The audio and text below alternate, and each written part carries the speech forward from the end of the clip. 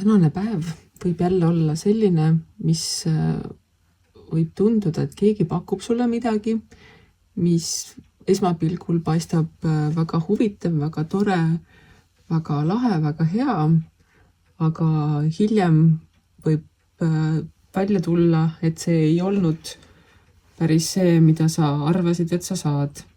Seetõttu tasub väga hoolega jälgida, millele sa jah ütled, kellele sa jah ütled ning mida sa oma ellu lubad.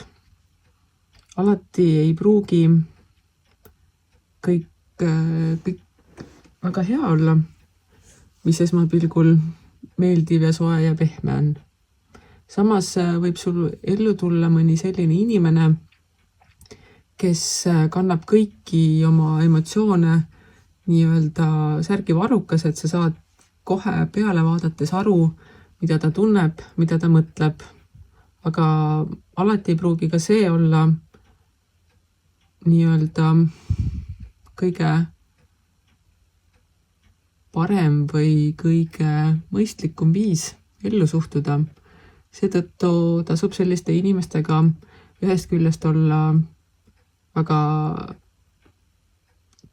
nii-öelda ettevaatlik, kuid teisest küljest ka mitte teda ära kasutada või võttagi teda sellise ullikese või lollikesena.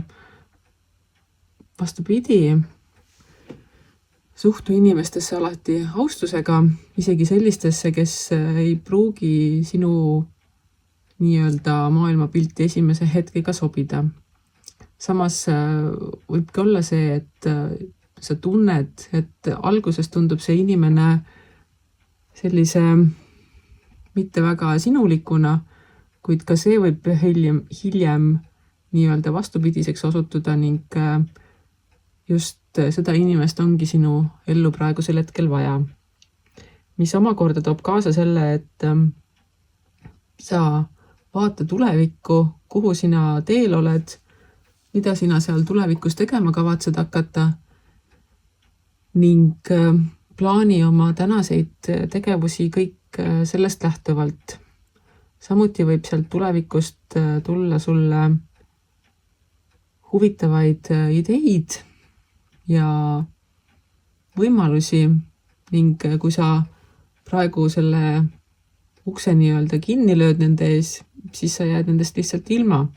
Oluline on tänasel päeval märgata kõike seda võib-olla natukene varjatumat osa elust, millele tavaliselt tähelepanu ei pöörata ning tegeleda sellega ja vaadata, kuidas see panna nii-öelda enda heaks tööle. Mõndadele inimestele võib tänane päev ka olla selline ahvatluste rohkega igasuguste meelemürkide või liialduste või selliste asjade mõttes. Ning